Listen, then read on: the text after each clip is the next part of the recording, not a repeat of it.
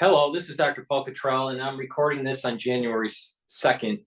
This is the news announcement that President Claudine Gay resigned the Harvard presidency today. So I'm going to play a few videos about this. I have done many videos stating that she should resign or should be fired for not just the issues with her scholarship, but also because of this over woke agenda that is taking place in the on campus at Harvard within its faculty. And this is a problem that is across the country in higher education. This DEI, diversity, equity, and inclusion, which is a spin-off of affirmative action. It's more encompassing than affirmative action. And it is in my estimation, about destroying God, country, and family.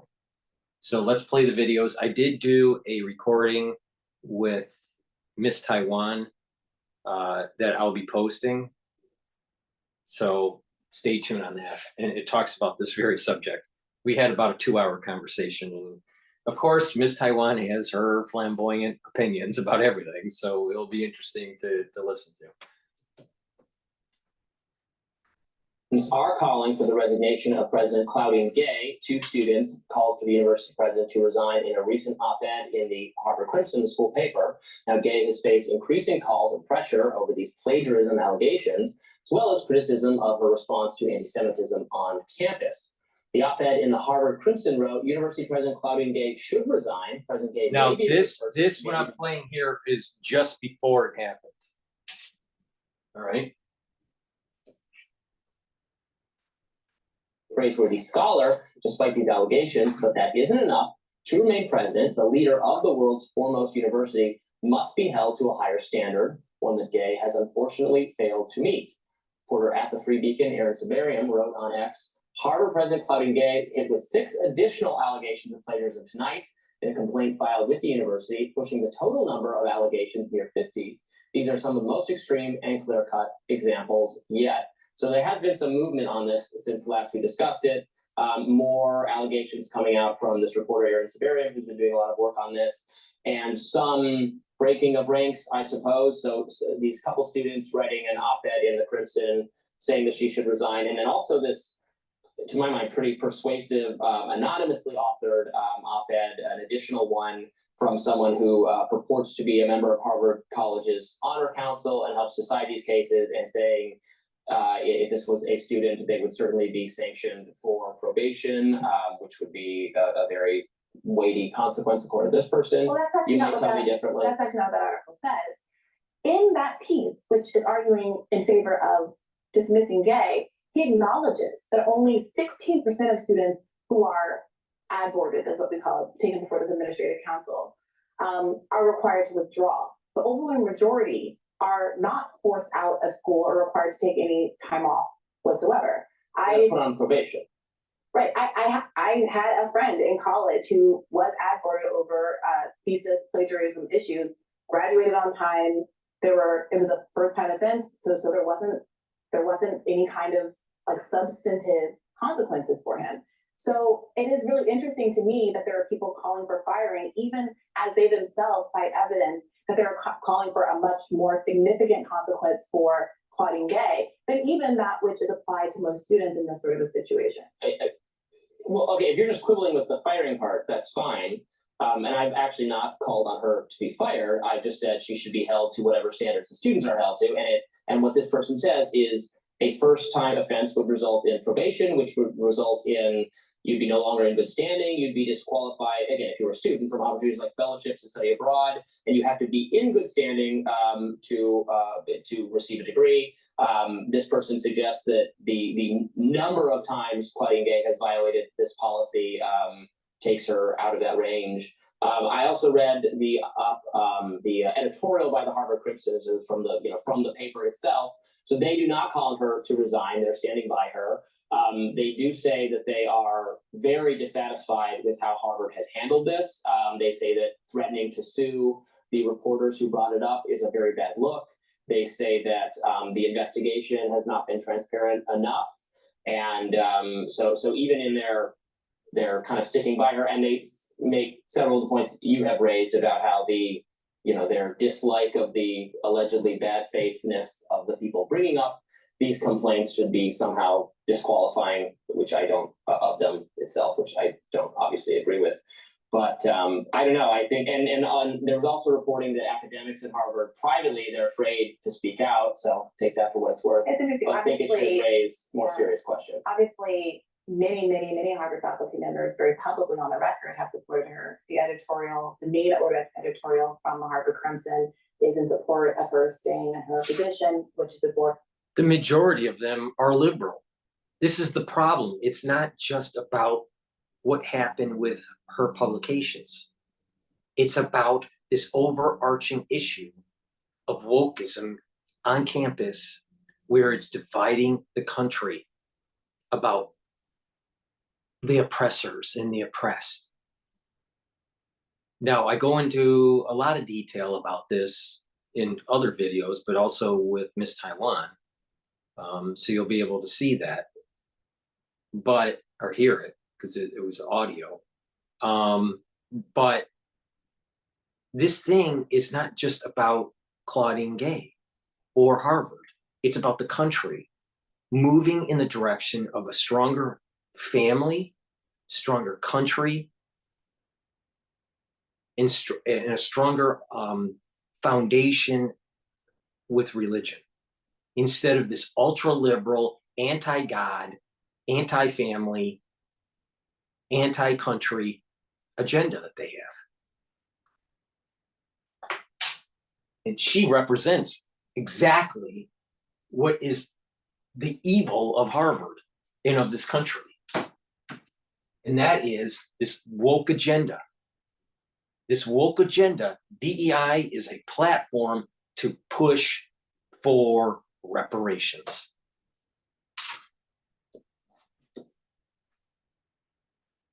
We decided weeks ago was going to happen, although we continue this media cycle, I guess because what goes on administratively at the most elite university in the world is of prime importance. You don't like talking about this aspect of it, but it seems obvious the only reason we're having this conversation is because Christopher Rufo has explicitly made this an agenda to crush the idea that there should not be basically any pro-Palestinian advocacy on these campuses. And anybody who defends people's free speech rights to advocate for Palestine on college campuses is characterized as anti-Semitic, as we heard in our conversation with. It's not about free speech, honey. It's about having the control of your campus so it doesn't get out of control to the point where it endangers lives. There is nothing wrong with free expression, free debate in the proper context. Debate class, international affairs class, government history class, whatever.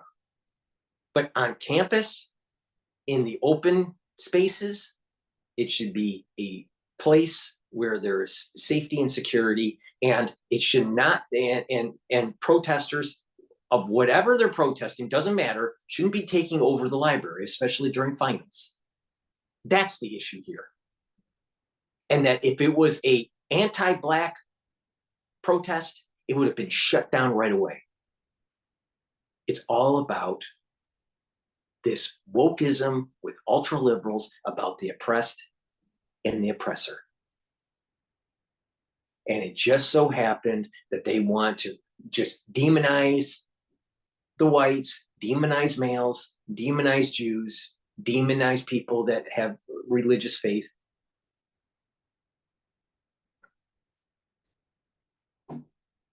And if you don't believe me about how important it is to stop it on the campuses, especially Harvard, but across the country, just look at what just happened yesterday and the day before and the day before that with the protesters in DC, the protesters in New York that are pro-Palestinian. They were trying to shut down JFK. They were trying to cause havoc at Times Square during the ball drop. trying to shut down the World Trade Center transit hub at the Oculus. They're out of control. It's time for the country to get back to its roots. God, country, and family. That's the issue. That's the issue. And she represents, Claudine Gay represents a rotting of our society. She happens to be Black. She happens to be female. But even if it was a white male that was president of Harvard and they were pushing this woke bullshit, they should be removed from that office. The country needs to move into a better world. It needs to go into a different direction. And these wild, crazy ultra liberals are destroying this country.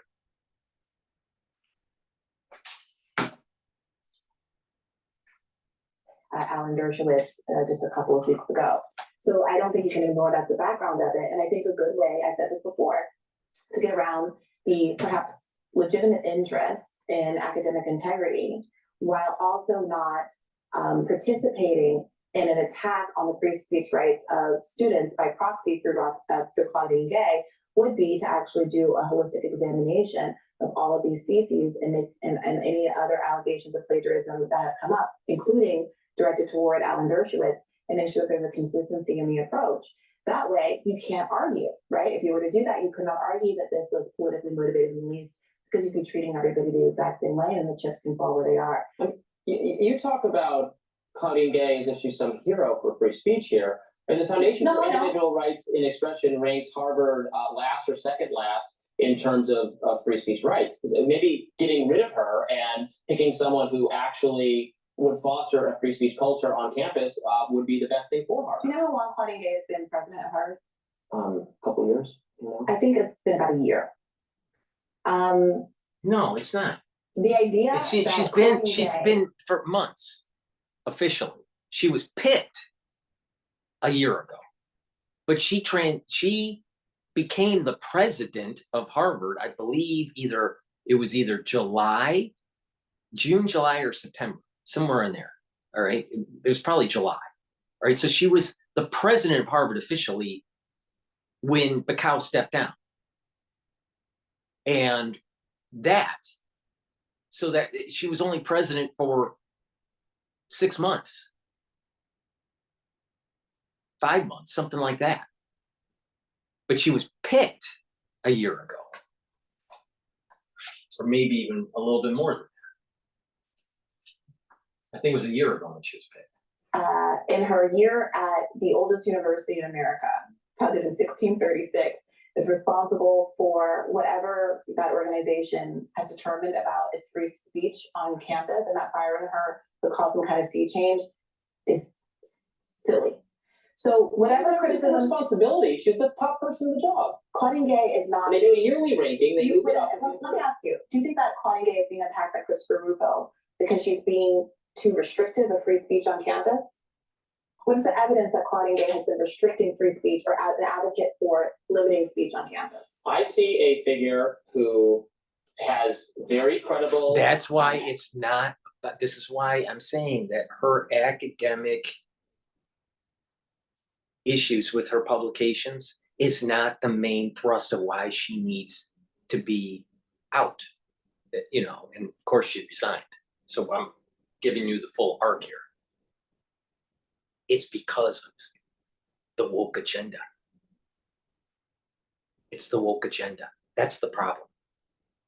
It's about division, and it's about metastasizing that across the country.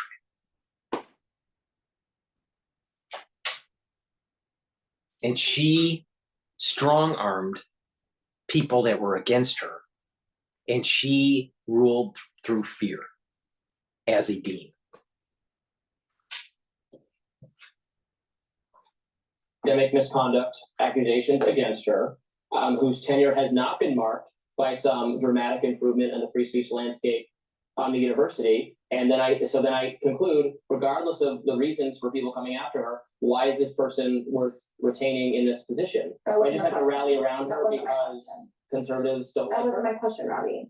My question was, do you think that the attack on Claudine Gay from Christopher Rufo and conservatives is because she is being too limiting of free speech in this moment where the overwhelming majority of Harvard students are protesting an advocacy for Palestinians and for a ceasefire? Christopher Rufo is, maybe we'll try to get him on the show. He's pretty forthright on what his agenda is. He wants to delegitimize diversity, equity, and inclusion programs in higher education. And I'm sure he would, I don't think he would view himself as trying to limit pro-Palestinian speech, but you probably would, and I'll let him speak for himself. How about we speak to the issue, which is Israel-Palestine, and what Christopher Rufo's stated agenda is on Israel-Palestine. That is not the issue she is being investigated for by Harvard. But Christopher Rufo has a stated agenda of saying we need to get these professors out who are defending pro-Palestinian students at these schools. That is his stated agenda.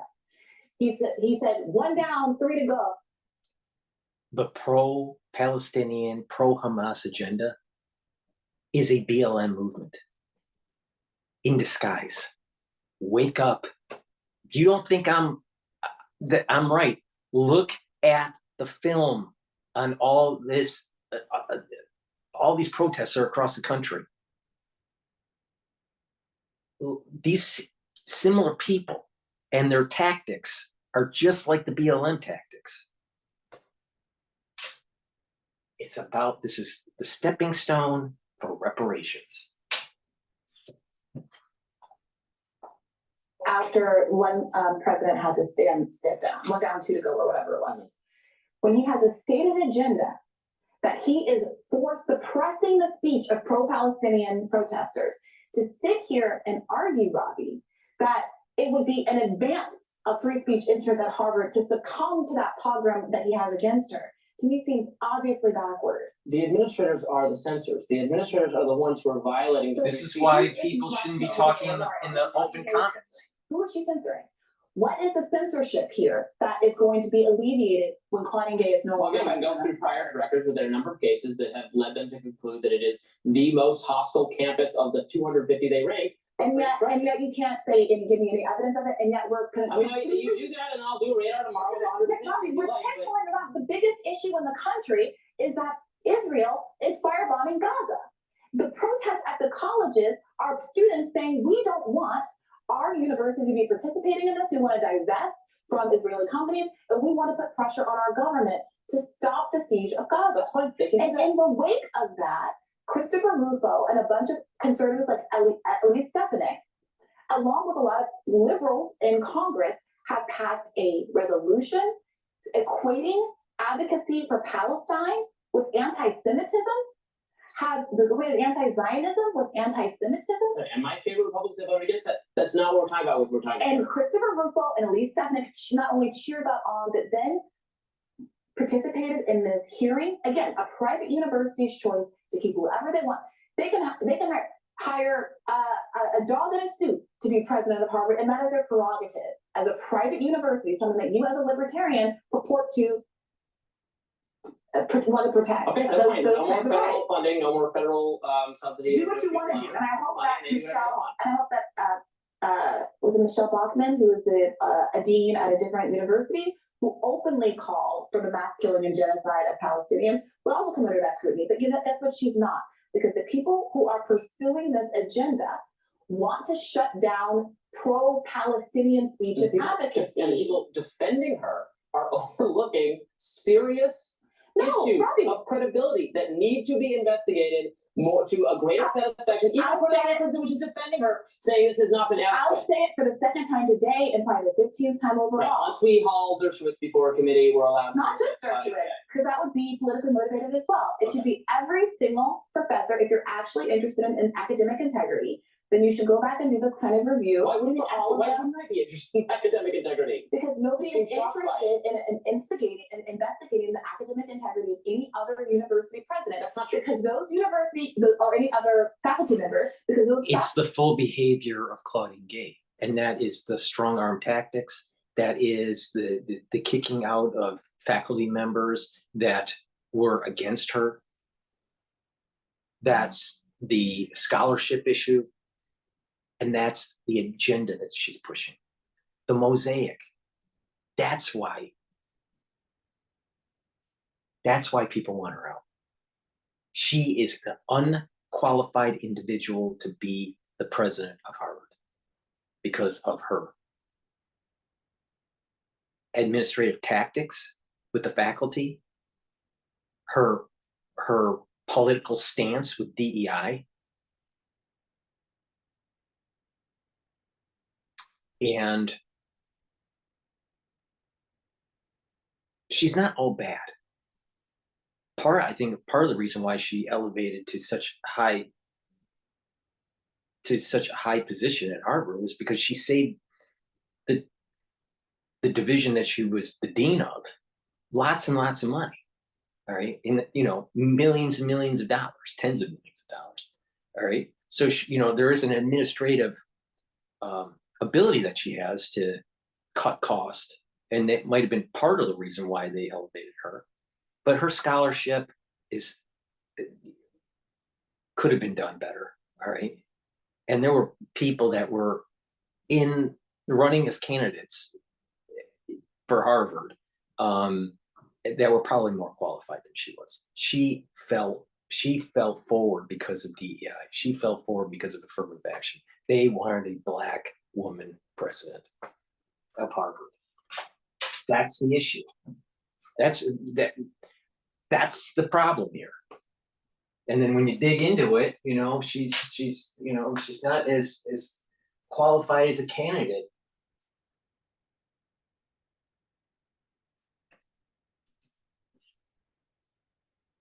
Team members haven't become figureheads for protecting the liberal media. Palestinian rights. Routinely exposes conservative political figures there for plagiarism or for that kind of thing in their books, and it's as a common thing that the media does, and it's fine. And it's never been. We're talking past each other. That is politically motivated. My argument, but it's fine if it's legitimate. I'm not saying that. I'm saying that in this instance and in those instances, I think it would be perfectly fair to say, in lieu of accusations that this is politically motivated and not substantive, and to get people to invest sincerely in what I think is an important issue in investigating the integrity of academics at an institution like Harvard, which I don't know why anybody listening to this would care. There are literally over 20,000 people who have been killed in Gaza. Last Friday, Joe Biden went around Congress to issue more weapons to. How many of those 20,000 were combatants, honey? And was that verified? That's only the health ministry of Gaza.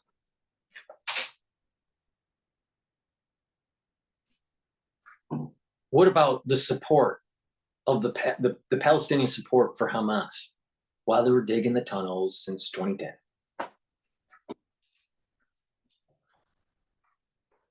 The destruction, over 10,000 children have been killed in Gaza. About that today. And we're talking about the dead children through collateral damage in Gaza. Well, she's a liberal, and liberal agenda is to promote abortions, and abortions kill children. I'm really sure about that. Abortions kill children. And by the way, abortions every month kill more children than anything that's going on in Gaza monthly. That is the problem. A liberal agenda is anti-God, anti-family, anti-country. And these people we as conservatives need to push back.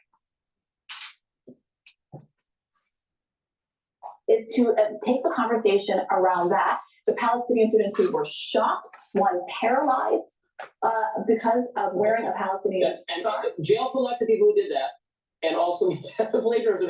So there's different issues. I'm inviting the viewership to look at the weight and significance of these issues, ask themselves if their lives are changed at all by what goes on in an elite institution that only admits 1,600 students or so every single year. Why are you trying to support President Gay? Are advanced by a world where wealthy, backed Zionists can force college university presidents out of their positions for not having the kind of speech that they think should be lifted up or suppressed at a university. I mean, we disagree on the political. I mean, we don't. I agree that it's politically motivated, but keeping her is politically motivated is part of a political agenda. Everything is politically motivated. So thus we are forced to. So that's all mutually disqualifying, and then we're forced to judge the actual accusations for themselves. I think that is what should be done in this case, and I don't think. I don't think it's worth overlooking the serious accusations, given that Harvard is not some action. I don't understand why you are so resistant to actually. I do care about academic integrity at Harvard. The person, I'm sorry, who is the only one who Harvard's academic integrity reflects on this panel. So I'm happy for them to do a broader, because frankly, I'm going to really say what my honest feelings are. I think that this kind of thing is actually extremely common, that it's used, it's applied very selectively in a way that ruins a lot of people's academic careers when it's not substantive plagiarism. The issue with Dershowitz's plagiarism that was pointed out by Norm Finkelstein was that he actually misrepresented the factual record in his book in a way that made an inaccurate case for why the occupation of Gaza was legitimate. Mm-hmm. That I think is much more substantive of a problem when you are changing numbers of how many people were killed in a Nakba or things like that. That I think it really undermines the scholarship. Making these kinds of not changing the words enough as you attribute a quote, or as you like reframe or rejigger a quote in your own thing that you actually cite to. I think that you've agreed with it. That's a much less significant kind of plagiarism. Now, it's not that it's right. We all know what the historical, what the academic obligations are for us in those situations to reword things so that it's not in fact plagiarism, and you should be accountable for that. But I actually think it would be very, very useful in the age of ChatGPT and this kind of analytical software to go back and see how often this thing sort of occurs and try to figure out what our academic standards should be going forward, given that it's incredibly common, and we're having different standards now for what it means to write a paper, whether or not we're going to still be required to do essays now that we have all of this technology to assist us, what we really want the focus of college to be. When I was in college in the early internet age, there was a lot of discussion about how much emphasis was going to be put on rote memorization, which used to be all of college, and Harvard, maybe you sit there and you just memorize the Latin greats or whatever. But in the age of the internet, there's a shift to applied thinking as opposed to memorization, with the understanding that you can Google any fact off the internet, and do I really have to remember that this painting was painted in 1805? Sorry, I was an art history minor. And I think it's worth having a conversation based on the facts of people's behavior in the past that we can now really easily get to with ChatGPT, whether or not we should make some reforms going forward. Now, if they do this, and Claudine Gay is the only one who was ever plagiarized in the history of Harvard, well, then maybe she deserves to have distinct criticism directed toward her. But actually, there was a meaningful conversation to be here about pedagogy that extends far beyond this. And I sincerely, not just the score points in an argument, sincerely think it would be useful and good to do a more fulsome investigation here. That's fine. We investigate whoever you want. I mean, they did investigate Alan Dershowitz, and he was. I did a cursory googling of this, as you keep bringing up. He was cleared by an academic board, and everyone let it go, and he got to have a great career. So, Claudine Gay was also cleared. She was cleared by Harvard Court. Okay, she was cleared.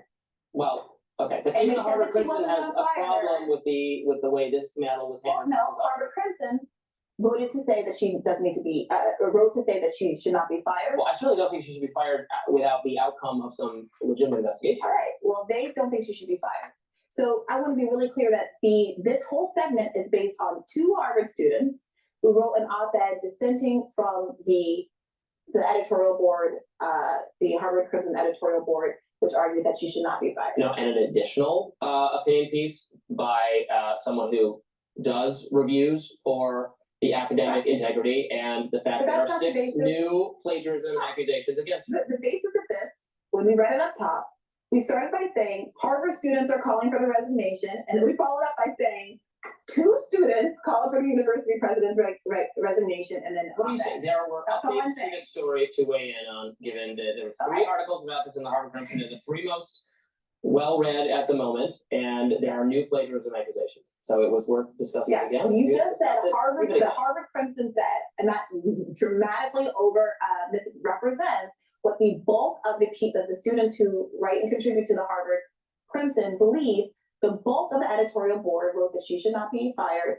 2 people with all due respect, that's their right to do so, wrote a dissenting opinion. And there was a third anonymous op-ed that was written that we've also referenced today, in which even they acknowledge that only 16% of people who are ad boarded actually are suspended in any way. Okay, but that's a little that's a little basic, because they say that for a first time offense, not 16%, but a larger percentage of people would be put on probation, which is a penalty, and that what she has done is beyond that. I agree. Claudine Gay should not be allowed to do a foreign travel. What do you call it? Study abroad. Okay. Preclude her from doing any study abroad trips. It's all about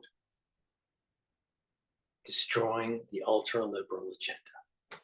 That's the goal. To save the country.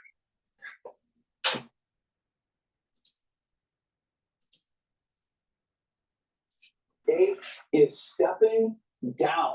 You can see her on the screen. Fuck yeah! Infamous testimony.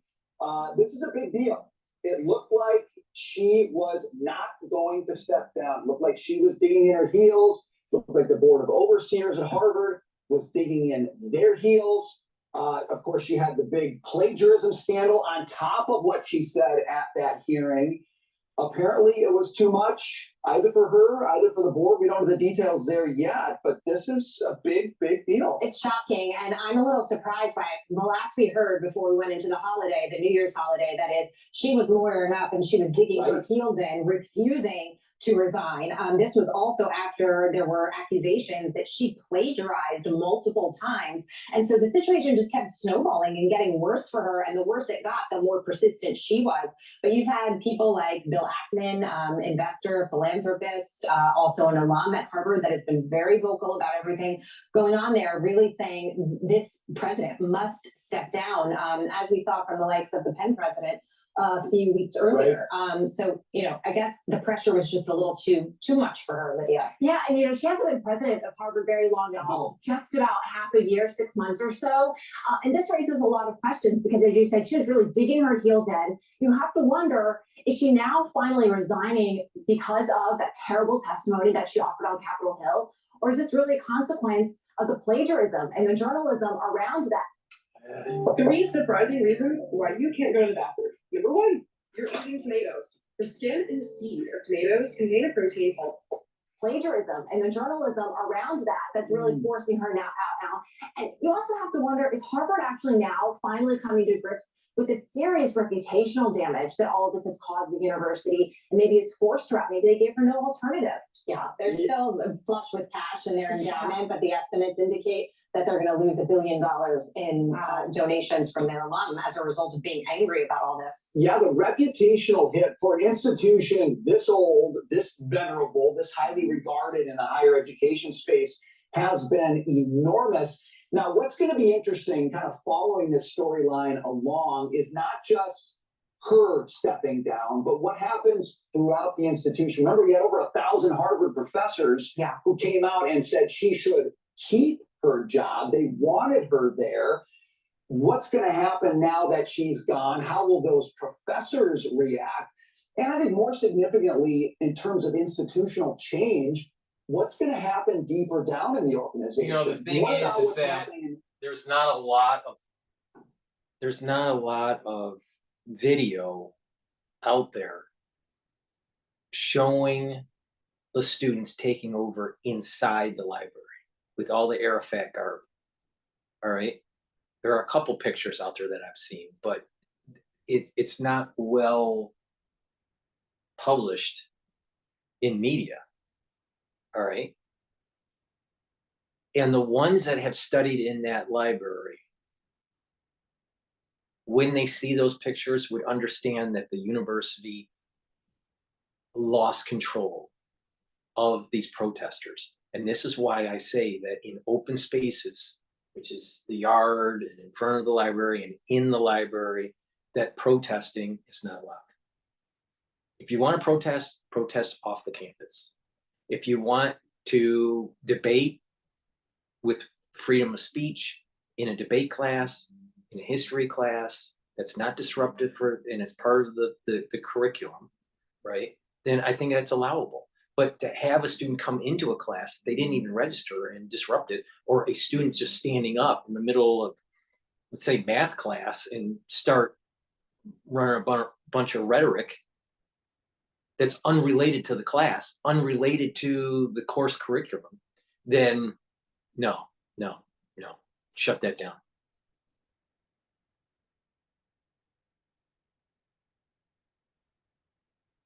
The university are promoting and instilling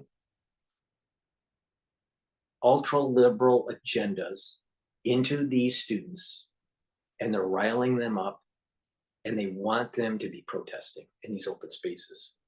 It just so happened that this thing ate its tail. They didn't realize that this thing was going to bite them in the butt. They thought it was okay. It's the Jews are the oppressor. The white male is the oppressor. The white race is the oppressor. And like I said, since December 1st, 2023, there was a dark cloud that's going over the whole world. And that if you're on the wrong side, you're going to get cursed. If you're on the right side, you're going to be blessed. You'll have a blessing. And that ultra liberalism is going to see its downfall. And the more they try to dig in and force the issue, the more it's going to crash. And we're seeing it in real time. We're seeing it in real time. And I predicted this months ago, warning people to pay attention.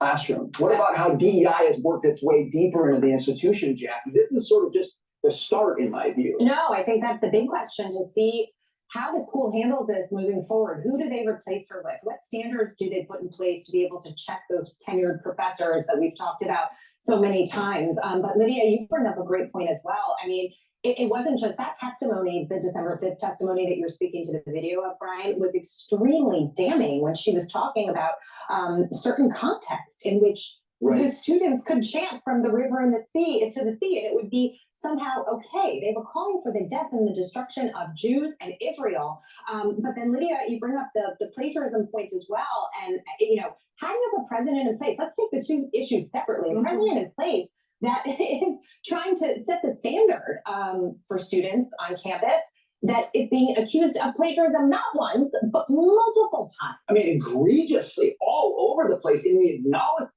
Hi, Mark Bargett, Sandy Hook Thomas here.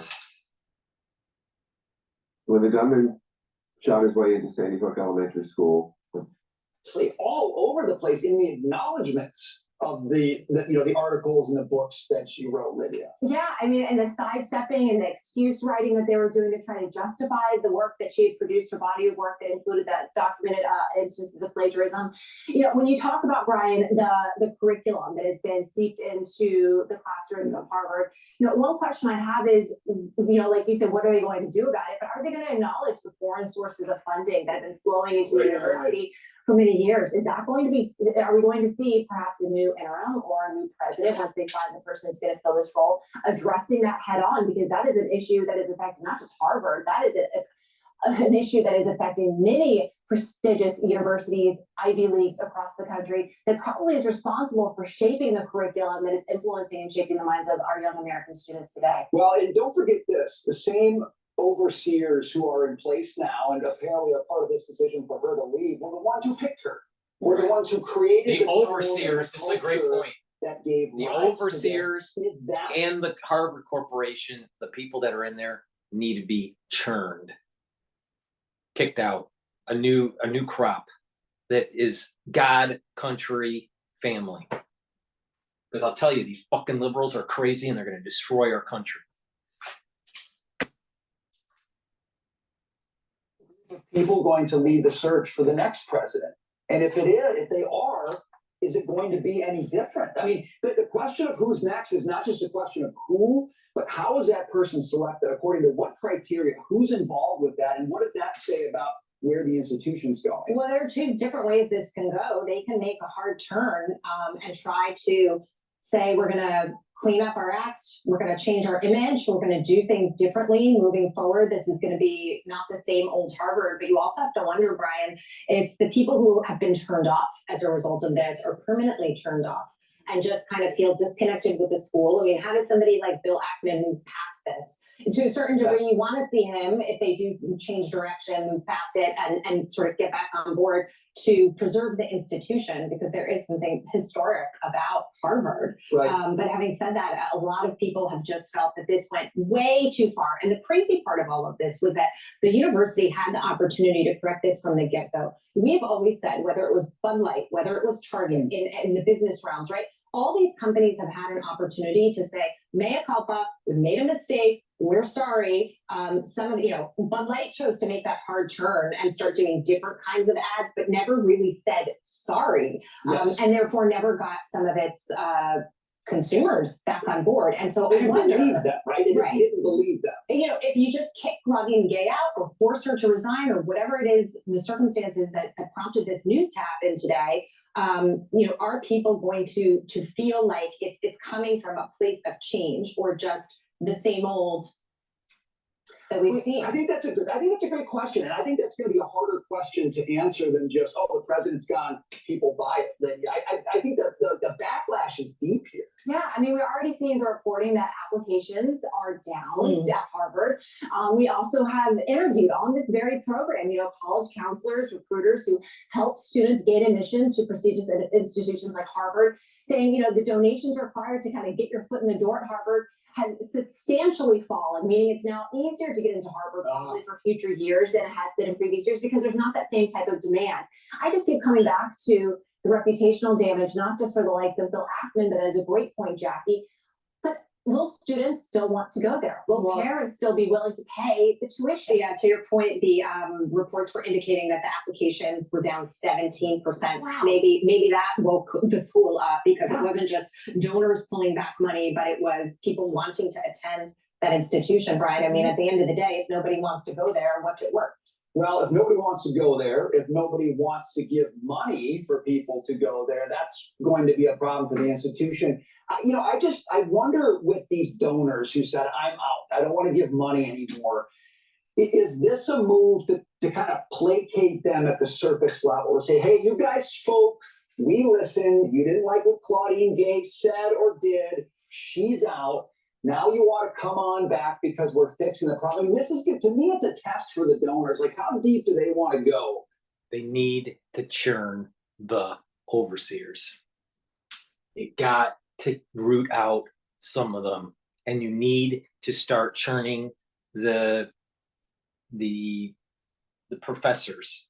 And there needs to be a close 50-50 split, conservative and liberals as faculty members, to have a healthy university. In terms of figuring out the problems. We won't know. This is one of those where time will tell as the story develops where Harvard chooses to go next. This is another turning point, pivotal for the institution where it could do the right thing, where it hasn't in the past. We'll see. Well, and also think about the reaction of the students on campus. Okay, you've got a campus that in many ways is kind of being run by the protest faction. It's being dominated. I mean, the paraphernalia is everywhere. You can see the video we're showing there. I did on the library. If you go there right now, what does that group do in response to this? Yeah. What happens on campus in the company? I mean, are they going to say, "Oh, well, Claudine Gay's out. That's great. We're done protesting"? Or are they going to amp it up? So I'm recording this on January 2nd at 5:40 p.m. And I will read in another video. I actually have the email that she sent to all alumni and students at Harvard. I was sent an email by President Claudine Gay stating of her resignation. Okay. I mean, if you don't believe me, I mean, I got it right here. I got it right here, right? Well, you can't see. It's the. You can see it there, all right? Or maybe if I switch there. There it goes. I'm trying to block the light so you can see it. So this email was sent by Claudine Gay to the alumnus and to the student body. All right. So, I'll read it later. But I'll probably put it in my save folder for my book, because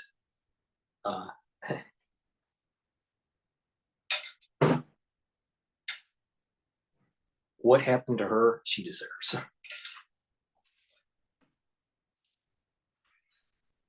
It's interesting though, because you look at the protesters, you think about the kids who are coming up through the system, and to a degree, and I'm not going to sugarcoat this, they've been completely brainwashed by this faculty. And so there may be outrage as a result of this.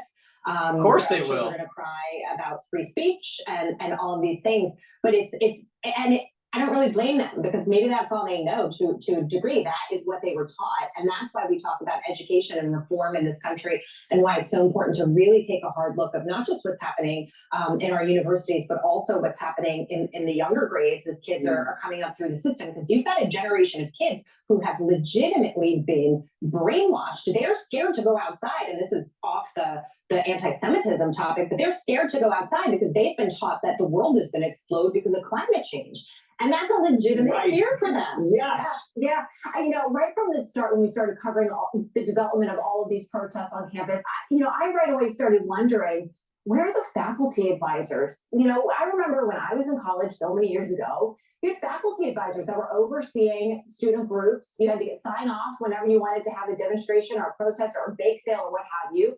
There had to be someone that was taking responsibility for these events that you would see. Yeah. And going back to your point, Brian, and I think that's been made, is that yes, the students and what they've been taught is definitely.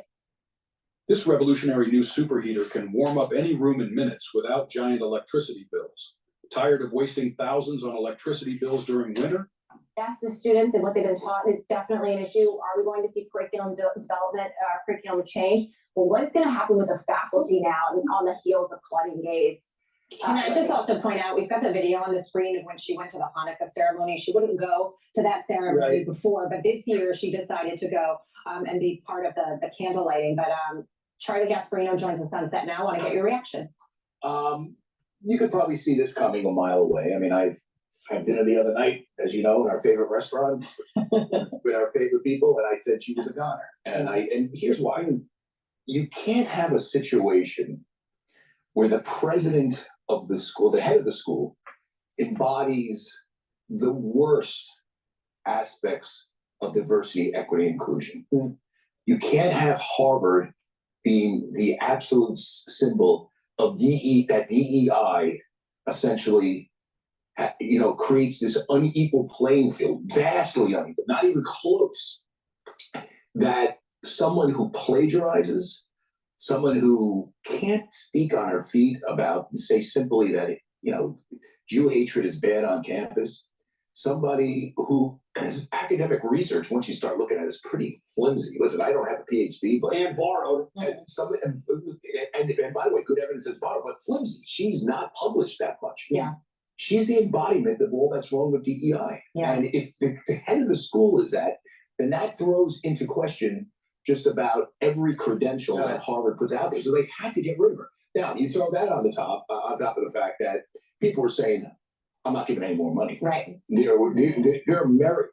Listen, they have a lot. I'm sure they get a lot of foreign sources of money.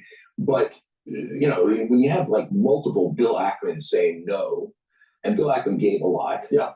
It's just not going to fly. And so she had to go. Now, the real question is, this is where it gets sort of fascinating for me. Harvard, yes, I went to the University of Missouri, so I'm a proud state school graduate, and even though it's a good J school, but I didn't graduate from Harvard. But here's the thing that this is really sort of underscored the bad couple years Harvard has. We do know that Harvard has a dual admissions policy, or it did until the Supreme Court ruled that affirmative action in admissions is wrong. We know that there's one rule for whites and Asians, And there's another rule for black people and people they consider oppressed people. Yeah. That's been exposed. On top of that, we have what's been exposed is that there's liberal such agenda. an emphasis on diversity there that an unqualified academic runs the place. Right. Now, how do you unpack all this? How do you change the faculty? Because it can't just be her. It's gotta be much deeper. That's right. And let me just add to that, when it comes to what was exposed, it was also that if you were white and you were a donor, there were seats set aside for you as well. So some of those rules went. What do you mean by that? They were talking about like the percentage of applications of people, what the threshold was to kind of secure, a threshold donation was to kind of secure a seat. It was $20 million. That's now dropped down to $1 or $2 million.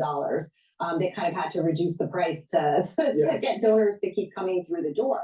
But that gives you a sense of what DEI really means to them to a degree. Part of it is just surface and how it looks on the outside, as opposed to, money and money talking. See, It just exposed all the hypocrisy. I always made this point, and I made it to Mark Rowan's people. He's the guy that the hedge fund, the sort of private equity guy running Apollo private equity, who pushed for Liz McGill and Scott Bach to leave amid this over the same sort of issues. Not competence. Hers was more the anti-Semitism. And I also made this point to Bill Ackman's PR person.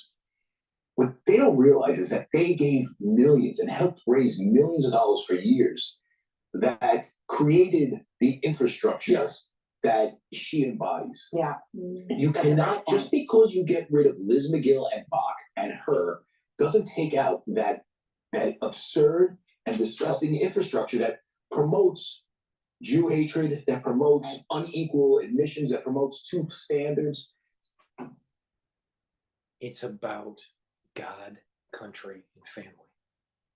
Trust me on this. Once again, Dr. Paul Cottrell is not wrong. Okay. So that is part one of this series. I'm going to play 2 more videos in the next part and then read the email that I received from Claudine Gay. The alumni and the student body and the faculty received this email. All right. So stay tuned later. Oh, by the way, make sure that you subscribe to all my channels. I have 3 channels on YouTube. I have Bitchute, Rumble, and Brighteon. So please click the link in this video and subscribe to all my channels. And please go to my store, the-studio-reykjavik.com, and get the products that are the structural nano silver liquids and gels. I have here Health Max 35. This neutralizes pathogens. You take a teaspoon of this a day. If you're not feeling well, you take a tablespoon or 2 a day. You swish it in your mouth, you gargle, you swallow it. And I take a teaspoon of this a day. If I'm not feeling well, I'll take a tablespoon of it. Neutralizes pathogens as part of the anti-aging protocol. Please go to the store, the-studio-reykjavik.com. Link is in the description of this video, and get the collagen. This will help with your joints and your muscles and the tendons and ligaments, but it'll also help with your skin. If you follow the skin protocol that I've been talking about, where you take vitamin C from my store, take the collagen, drink 64 ounces of filtered water, apply the structural nano silver gel on your skin at night and exfoliate in the morning, and it'll improve your skin. Also, please go to the store. During the cold season, you're going to need lozenges. I have sweet menthol and green apple, 20 count. I also have 100 count drops that are honey and lemon and blueberry. So please go to the store and get the lozenges and the drops. Thank you for listening, and stay tuned for part 2.